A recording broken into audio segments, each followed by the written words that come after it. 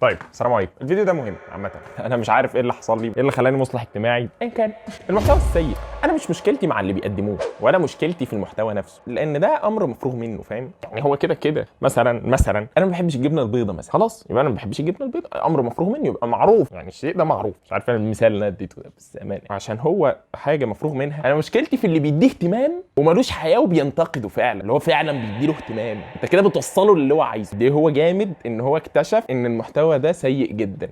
اللي هو ايه؟ طب ما احنا عارفين، مش احنا عارفين؟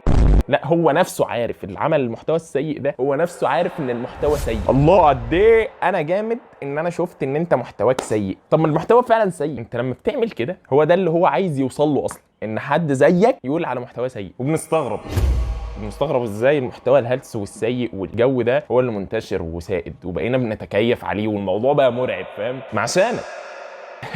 شوف يا اسطى العطل بتشير لصاحبك تشوف قد ايه ان الموضوع بقى وحش. طب ما انت اهو بتزوده.